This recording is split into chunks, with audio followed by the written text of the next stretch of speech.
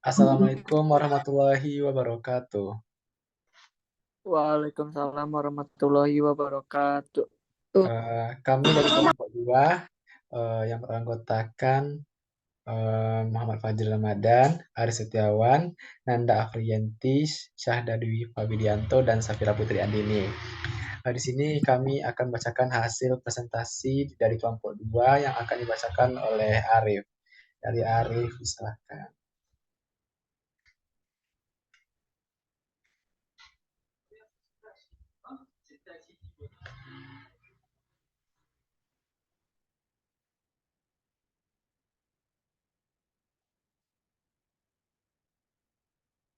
Bisa, Arif? Ada Ji, scroll ke bawah.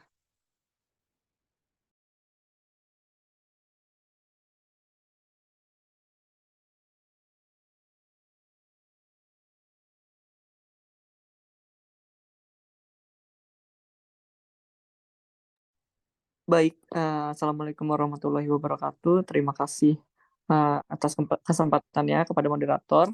Di sini saya akan mempresentasikan hasil wawancara dari 3 pertanyaan terhadap modul ajar yang ada di atas. Yang pertama yaitu apakah guru melaksanakan asesmen sumatif dan formatif? Jawabannya yaitu iya. Guru melaksanakan asesmen sumatif dan formatif. Pertanyaan yang kedua yaitu kapan saja guru melaksanakan asesmen sumatif dan formatif? Jawabannya asesmen sumatif dilakukan pada akhir pembelajaran, sedangkan asesmen formatif dilakukan pada proses pembelajaran. Dan pertanyaan yang ketiga yaitu apakah guru melakukan hasil asesmen data kualitatif dan data kuantitatif? Jawabannya yaitu iya, karena pada modul ajar di atas terdapat penilaian kualitatif, contohnya seperti keterangan memuaskan, baik, cukup, dan kurang. Dan sedangkan penilaian kuantitatif yang menggunakan angka dalam penilaiannya. Contohnya kayak dari 80 hingga 100 dan seterusnya. Sekian, saya kembalikan kepada moderator. Terima kasih. Terima kasih Arif telah membacakan hasil presentasinya. Selanjutnya akan dibacakan oleh Syahda kepada Syahda. Disilahkan. Terima kasih kepada Fajri. Yang keempat, jelaskan rubrik tujuan pembelajaran untuk kelas 7, 8, 9, 11, 10, 11 pada pelajaran seni budaya khususnya seni tari. Jawabannya, peserta didik mampu menguasai dan menarikan materi tari kreasi atau tari dinding badindin. Yang kelima, jelaskanlah hasil asesmen tujuan pembelajaran pada mata pelajaran seni budaya atau seni tari. Jawabannya, siswa dapat menjawab setiap pertanyaan pada kegiatan pembelajaran dengan cermat dan melalui proses menganalisis, dan siswa dapat kreatif dalam membuat tugas gerak tari secara sederhana melalui sumber dan media. Terima kasih, Aji. Baik, terima kasih kepada Syahda. Selanjutnya pembacaan materi dan jawabannya yang dibacakan oleh Vira kepada Vira. Disilahkan. Baiklah, untuk jawaban selanjutnya yaitu jelaskan proses pengelolaan tujuan pembelajaran menjadi nilai akhir dengan data kualitatif dan kualitatif. Jawabannya, dalam modul di atas pengelolaan TP menjadi nilai akhir yaitu dengan adanya penilaian kelompok yang berupa LKPD project, observasi oleh guru, presentasi, dan penilaian individu yang berupa games quizzer dan tes tertulis sehingga menghasilkan data nilai yang berupa keterangan atau kualitatif dan berupa nilai atau angka yang disebut data kuantitatif. Yang ketujuh yaitu jelaskan asesmen formatif dengan teknik observasi untuk satu tujuan pembelajaran pada mata pembelajaran seni budaya, seni tari. Jawabannya, kriteria penilaian pencapaian profil pelajaran Pancasila diharapkan yaitu ada instrumen lempar observasi,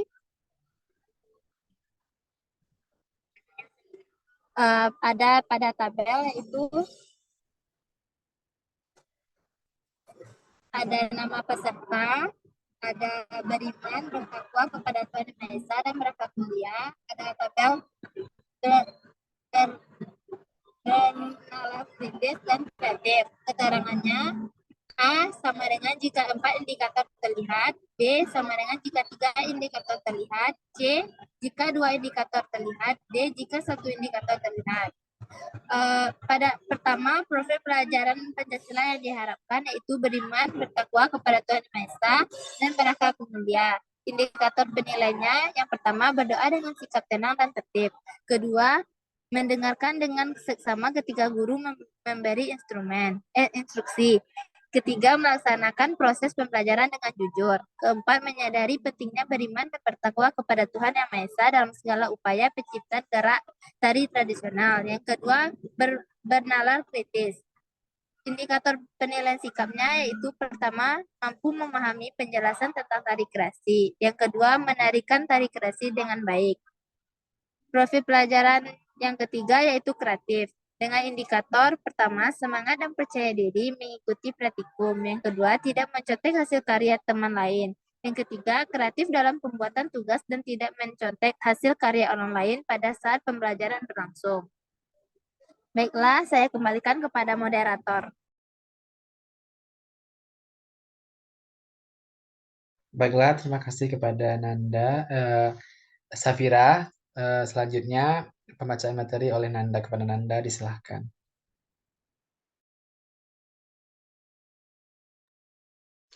Terima kasih kepada moderator. Selanjutnya pertanyaan pada nomor 8. Jelaskanlah pengolahan nilai rapor siswa dengan data kuantitatif untuk mata pelajaran seni budaya seni tari. Jawabannya, mengolah data kualitatif berfokus pada asesmen formatif yang bersifat kualitatif dan ditujukan sebagai umpan balik untuk perbaikan pembelajaran dan menyusun deskripsi capaian kompetensi. Pengolahan nilai rapor siswa dengan data kuantitatif untuk mata pelajaran seni budaya melibatkan konversi penilaian berupa deskripsi atau kualitatif menjadi nilai numerik atau kuantitatif. Berikut adalah beberapa langkah umum dalam mengolah nilai rapor seni budaya dengan pendekatan kuantitatif. Yang pertama, pengukuran kinerja. Tentukan kriteria atau standar penilaian untuk mata pelajaran seni budaya. Kriteria ini dapat mencakup aspek-aspek seperti keterampilan teknis, kreativitas, pemahaman konsep seni, dan juga partisipasi siswa. Penetapan bobot nilai, atur bobot atau nilai relatif untuk setiap kriteria atau aspek penilaian.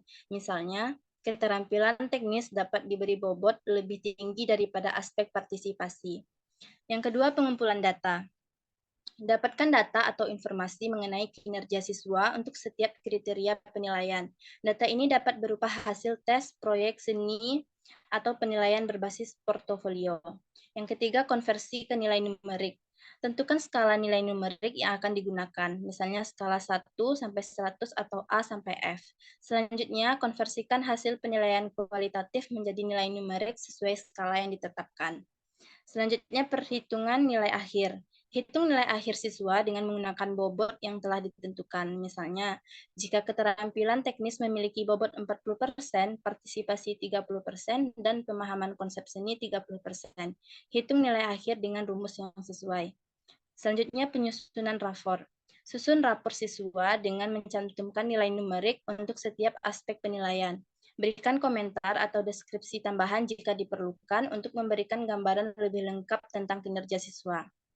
Selanjutnya, feedback. Sediakan feedback konstruktif kepada siswa dan orang tua mengenai kinerja mereka. Gunakan informasi ini untuk membantu siswa memahami kekuatan dan area yang perlu diperbaiki dalam mata pelajaran seni budaya. Yang terakhir, revisi kurikulum. Evaluasi hasil pengolahan nilai secara periodik dan gunakan informasi tersebut untuk melakukan revisi pada kurikulum seni budaya jika diperlukan. Hal ini dapat meningkatkan efektivitas proses pembelajaran dan penilaian. Penting untuk diingat bahwa nilai numerik tidak selalu dapat sepenuhnya mencerminkan kemampuan atau pencapaian artistik siswa dalam seni budaya. Oleh karena itu, dapat juga diberikan ruang untuk penilaian kualitatif atau deskripsi tambahan guna memberikan gambaran yang lebih lengkap tentang kemampuan seni siswa. Selanjutnya, pertanyaan nomor 9, jelaskanlah nilai rapor siswa untuk mata pelajaran seni budaya khususnya keaktifan. Nilai dapat mencakup tingkat partisipasi siswa dalam kegiatan seni tari, baik dalam kelas maupun di luar kelas. Keaktifan dalam latihan, pertunjukan, atau proyek-proyek seni tari juga dapat dinilai. Yang kedua, teknik dan keterampilan tari. Penilaian teknik dan keterampilan tari mencakup kemampuan siswa dalam menjalankan gerakan-gerakan tari dengan benar. Ini dapat mencakup postur tubuh, langkah-langkah, ekspresi wajah, dan juga koordinasi gerakan. Yang ketiga, kreativitas dan ekspresi seni. Aspek kreativitas menilai kemampuan siswa dalam menciptakan gerakan tari baru atau memberikan interpretasi pribadi terhadap koreografi yang ada. Ekspresi seni juga mencakup kemampuan siswa untuk menyampaikan emosi dan juga makna melalui gerakan tari. Yang keempat, pemahaman konsep seni tari.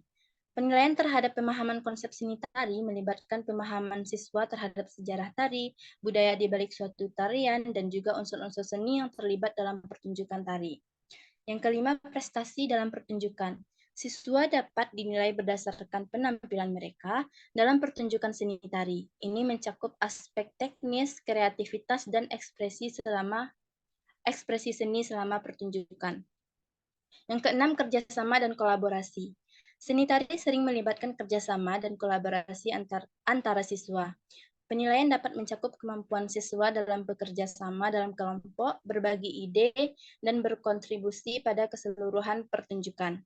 Yang ketujuh, proyek seni tari.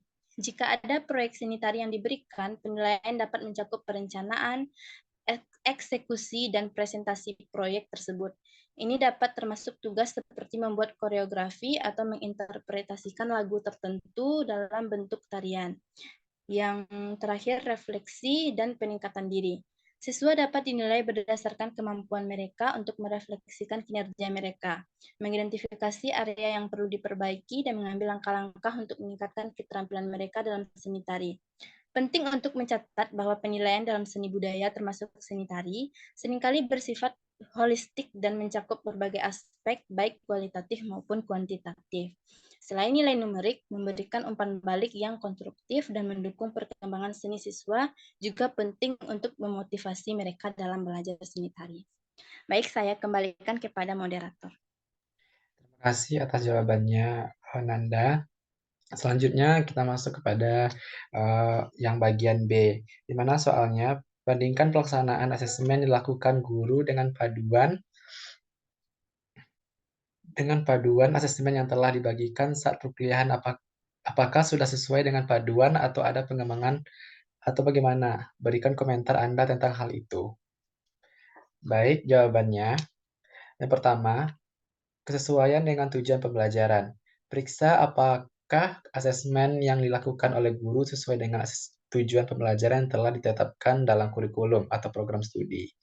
Panduan asesmen seharusnya mencakup kriteria-kriteria yang jelas terkait dengan tujuan pembelajaran. Yang kedua, ketetapan instrumen asesmen.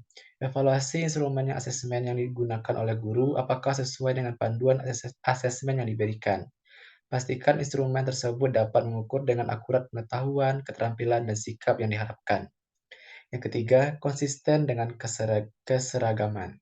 Tinjau apakah pelaksanaan asesmen oleh guru konsisten dan seragam atau sesuai dengan panduan yang telah diberikan.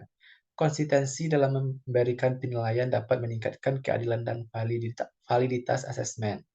Yang keempat, format dan metode asesmen. Bandingkan format dengan metode asesmen yang digunakan dengan panduan asesmen. Pastikan bahwa metode tersebut sesuai dengan sifat materi pembelajaran dan memberikan gambaran yang komprehensif tentang pencapaian siswa. Yang kelima, umpan balik dan evaluasi. Periksa apakah guru memberikan umpan balik yang konstruktif kepada siswa berdasarkan panduan asesmen. Umpan balik seharusnya mendukung perkembangan siswa dan memberikan arah bagi perbaikan. Yang keenam, inklusivitas dan keadilan. Pastikan bahwa pelaksanaan asesmen memperhatikan inklusivitas dan keadilan, memastikan bahwa semua siswa memiliki kesempatan yang sama untuk menunjukkan pemahaman dan keterampilan mereka.